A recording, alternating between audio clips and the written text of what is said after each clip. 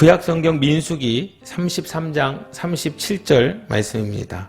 호르산 민수기 33장 37절 말씀 한 목소리로 함께 합독하시겠습니다. 가데스를 떠나 호르산에 진을 치고 33번째로 호르산입니다. 호르산에서의 사건이 중요한 의미가 있어요. 호르산에서 이제 아론이 죽게 됩니다. 하나님께서 모세와 아론에게 가데스에서 분명하게 말씀하시지 않았습니까?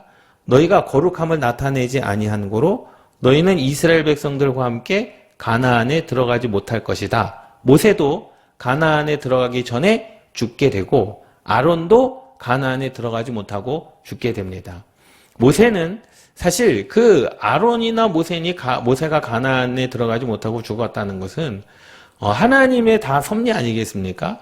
사실 그들이 잘못됐다. 물론 잘못한 것으로 말미암아 들어가지 못한 것은 맞지만 그것 또한 하나님의 섭리이고 하나님의 계획인 줄 믿습니다. 1번 보도록 하겠습니다. 호르산은 제 33번째로 진을 친 장소입니다.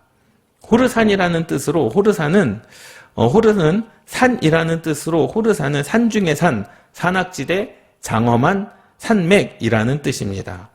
가데스 근처 에돔 국경 지역 민수기 20장 22절 말씀에 보면 이스라엘 자손 곧 온 회중이 가데스를 떠나 호르산에 이르렀더니 33장 37절 가데스를 떠나 에돔 땅 변경의 호르산에 진을 쳤더라. 사해에서 80km 3일길 정도 떨어진 예벨 네비하룬으로 지금 추정이 되고 있습니다. 내용은 그렇습니다. 내용은 그 하나님 앞에 범죄한 3가지 죄로 인하여 가나안에 들어가지 못하고 호르산에서 죽게 됩니다.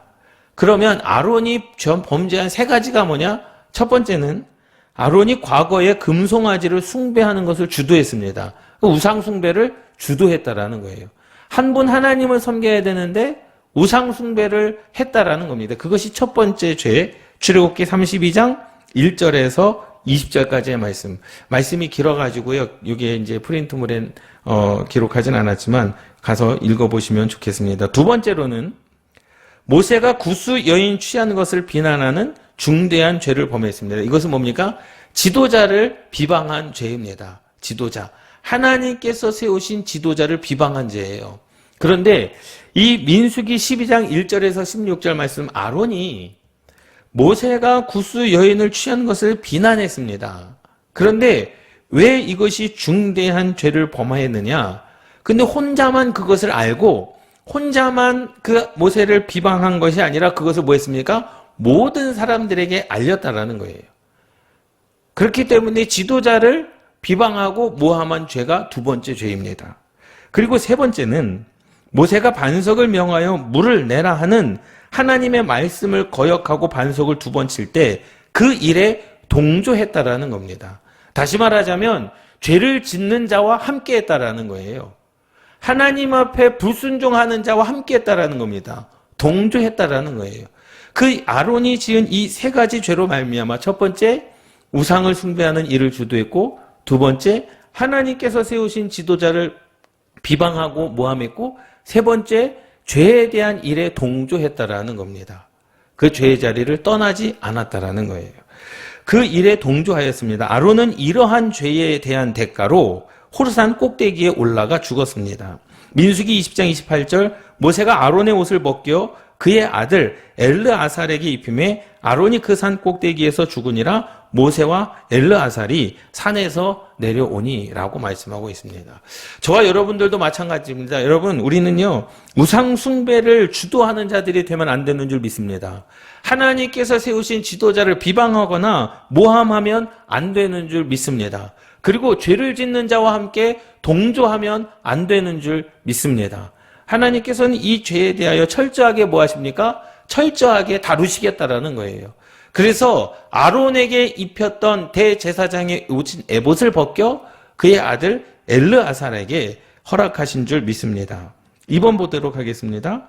이스라엘 백성들이 광야에서 하나님의 말씀에 순종하지 않아 38년의 뼈아픈 고통과 징계를 받고 가데스에 진을 치게 하셔서 하나님의 말씀으로 이스라엘 백성들은 깨끗하게 구별되고 준비해서 가나안 땅을 향하여 다시 출발하고 예수 그리스도의 구속의 은혜를 깨닫고 호르산에 진을 치게 됩니다. 이 장소는 아론이 죽고 엘르아살, 이 엘르아살의 뜻은 하나님, 권능자, 임마누엘의 뜻과 도와주다, 더하다, 구하다의 합성어 대신하여 제사장이 된 장소입니다. 이스라엘 백성들이 호르산에 진을 쳤을 때에 제사장 아론이 하나님의 명령으로 호르산에 올라가 거기서 죽게 됩니다. 이때 아론의 나이가 123세였습니다. 아론이 대제사장의 사역을 마치고 자신의 아들 엘르아살에게 대제사장의 사역을 인계한 것입니다. 누구의 명령에 따라? 하나님의 명령에 따라. 엘르아살은 아론으로부터 대제사장의 사역을 맡아서 광야 2세대의 모든 죄를 담당해야 하는 사역을 맡은 사람입니다. 아론은 광야 1세대의 죄를 담당했다면 엘르아살은 2세대를 이끌고 가나안 땅으로 가야 할 사명을 맡은 것입니다. 사실 여기에서 보면 아론이 3가지 죄를 범했습니다. 그 첫 번째는 우상 숭배하는 것을 주도한 일, 두 번째는 하나님께서 세우신 지도자를 비방하고 모함한 일, 세 번째는 죄에 대한 일에 대하여 죄에 대하여 동조한 일. 그 3가지 죄로 말미암아 가나안 땅에 들어가지 못했지만 아론의 사명은 거기까지였다라는 사실입니다. 할렐루야. 그러니까 아론은 여기 말씀한 것처럼 광야 1세대의 죄를 담당했다면 그것이 누구의 사명이었던 거예요?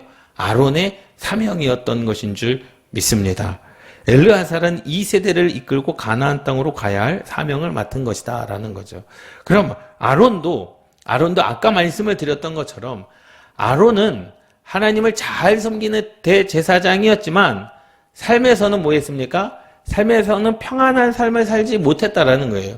그런데 엘르아살은 이제 2세대를 이끌고 가나안 땅으로 다 들어가지 않습니까?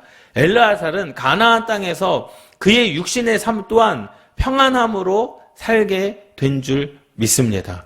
저와 여러분들은 이 땅에서도 복을 받아야 되는 줄 믿습니다. 영혼의 복만 받는 것이 아니라 영적인 복만 받는 것이 아니라 육적인 복을 받아서 육적인 복도 받아서 우리가 사는 날 동안에 건강해야 되고 사는 날 동안에 물질에 어려움 당하지 않아야 되는 거 아니겠습니까? 사는 날 동안에 우리가 세상에서 손해보지 않고 사기당하지 않고 정말로 그 풍성함으로 우리가 인생을 살아가야 되는 거 아니겠습니까? 그것 또한 우리들을 향한 모든 하나님의 자녀들을 향한 하나님의 뜻인 줄 믿습니다. 4번 보도록 하겠습니다. 아론이 호르단에서 죽은 것은 예수 그리스도가 골고다 언석에서 죽는 것을 예표하고 있습니다. 이스라엘 백성들의 죄를 담당하여 죽으시고 보혜사 성령을 보내주신다라고 약속하신 것처럼 엘르아살은 보혜사 성령을 예표하고 있는 것입니다. 그래서 예수님께서 죄를 담당하시고 십자가에서 죽은 자들을 보혜사 성령님은 임마누엘 하셔서 세상 끝날까지 너희와 함께 하시겠다. 내가 너희와 함께 하시겠다. 임마누엘 하셔서 믿음을 주시고 성령의 충만함으로 더하여 주셔서 영원한 천국까지 인도해 주시는 것을 의미합니다. 그러니까 육신의 풍성함뿐만 아니라 영혼의 풍성함도 허락하여 주신다라는 거죠. 민수기 20장 25절 26절 말씀에 보면 너는 아론과 그의 아들 엘르아살을 데리고 호르산에 올라 아론의 옷을 벗겨 그의 아들 엘르아살에게 입히라. 아론은 거기서 죽어 그 조상에게로 돌아가리라 말씀하셨어요. 보세요. 그는 이스라엘 백성의 제사장이었습니다. 그 가운데 대제사장으로서 호르산의 뜻대로 산 중에 산이라고 할 만큼 높은 사람이었습니다. 아무리 높은 사람이라도 하나님의 명령을, 말씀을, 언약을 불순종했을 때는 그 옷을 벗을 수밖에 없다라는 거죠. 하나님께서 세우신 왕, 사울 왕도 그 왕의 옷을 벗겨 누구에게 입히셨습니까? 다윗에게 입히셨습니다. 왜 사울 왕의 옷을 왜 벗기셨습니까? 그 사울 왕이 하나님의 뜻, 하나님의 명령을 뭐 했기 때문에? 하나님의 명령을 불순종했기 때문에. 전쟁 가운데서 모든 것을 다 진멸하라. 아말렉 가운데 전쟁의 모든 것을 다 진멸하라. 그런데 사울이 뭐라고 변명합니까? 하나님께 좋은 것으로 예배를 드리기 위하여 하나님께 그것을 살려뒀다라는 거죠. 그런데 순종이 제사보다 낫다. 순종이 제사보다 낫다. 그래서 순종과 제사가 대립되는 것이 아니라 제사를 위한 제물보다 순종이 더 낫다라는 사실이에요. 믿습니까? 예? 제사도 중요하고 순종도 중요한 줄 믿습니다. 이것을 민수기 33장 38절에서는 여호와의 명, 하나님의 말씀, 명령으로 호르산에 올라가 거기서 죽었다고 말씀하고 있습니다. 하나님께서는 지위 고하를 막론하고 죄는 반드시 징벌하십니다. 그러니까 죄라고 하는 것, 인간의 악, 고통, 징계, 연단, 이것은 믿음의 사람들에게도 주어진다는 거예요. 믿습니까? 이 땅 가운데서 우리가 죄를 짓게 되면 우리도 이 땅 가운데서 구원은 받았지만, 내가 영으로 구원은 받았지만 하나님의 나라에 들어가기는 하지만 이 땅 가운데서 징계를 받을 수 있고 이 땅 가운데서 연단을 받을 수 있음을 믿습니다. 그건 죄에 대한 책임이라는 거죠.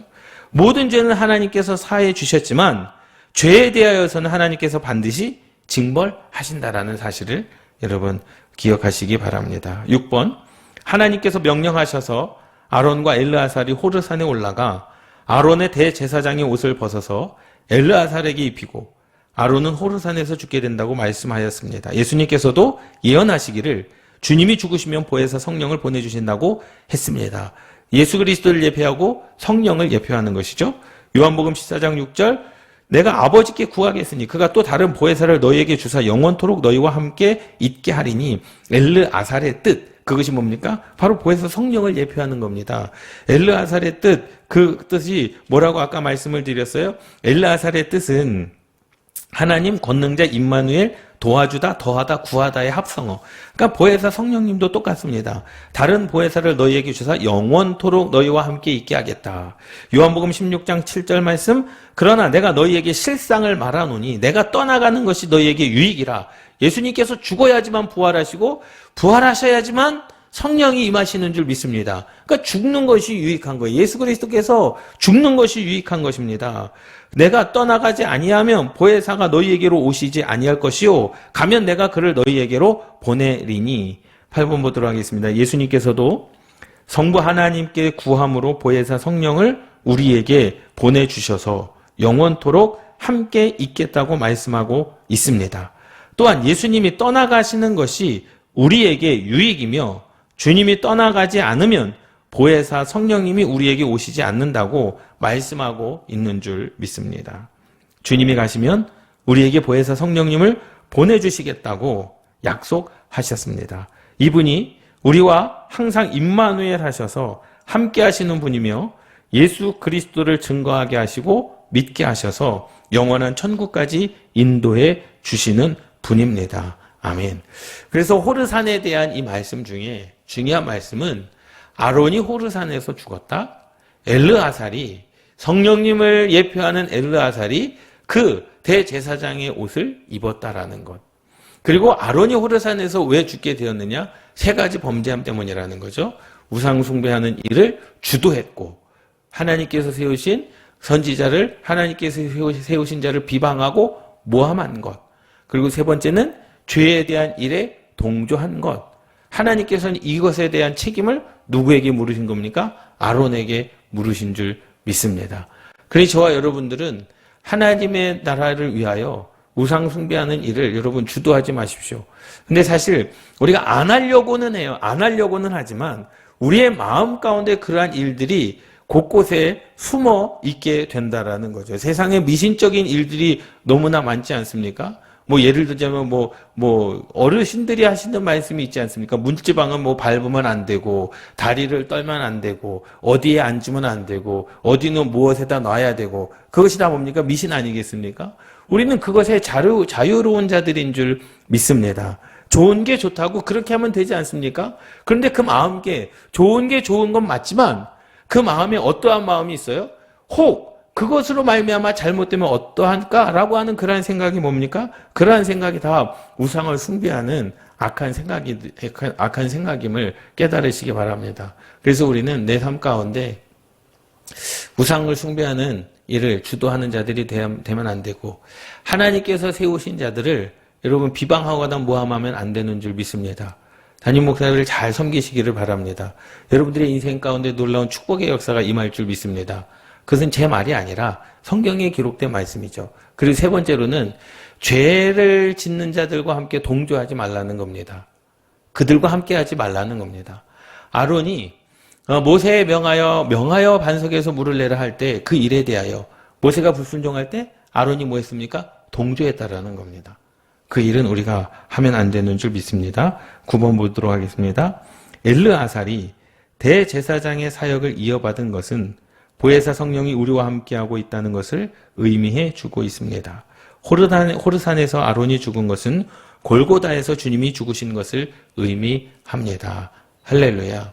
그렇기 때문에 아론이 가나안 땅에 들어가지 못해서 참 불쌍하다. 불쌍한 것이 아니라 그것이 하나님의 계획이라는 거죠. 아론의 사명은 거기까지다라는 겁니다. 우리가 아무리 하고 싶어도, 우리가 아무리 오래 살고 싶어도 하나님께서 그만두게 하시면 그만두는 겁니다. 믿습니까? 다 하나님께서 잠언의 말씀처럼 전도서의 말씀인가요? 다 기한과 때가 있지 않습니까? 날 때가 있으면 죽을 때가 있고 사랑할 때가 있으면 미워할 때가 있고 우리의 사명도 마찬가지입니다. 내가 감당해야 될 때가 있는가 하면 하나님께서 아론처럼 그의 사명을 다할 때가 있는 줄 믿습니다. 그러니 우리는 오늘 내게 맡겨진 사명에 충성해야 되는 줄 믿습니다. 내일 그 사명이 내게 올지 안 올지는 모르는 거예요. 그렇기 때문에 좀 기다려보자. 아닙니다. 기다리면 안 됩니다. 지금 이 순간에, 이 시간에 나에게 주신 사명, 지금 이때에 하나님께서 우리에게 주시는 그 말씀에 순종하지 않으면 우리는 그 사명을 다하지 못하고 하나님의 부르심을 받을 수도 있음을 우리는 깨달아야 됩니다. 그렇기 때문에 언제든지 우리가 맡겨진 그 사명 가운데 하나님께서 부르시는 그날까지 복된 삶을, 이 땅 가운데서도 축복된 삶을 살아가시는 저와 여러분들 되시기를 주님의 이름으로 축원합니다. 기도하시겠습니다.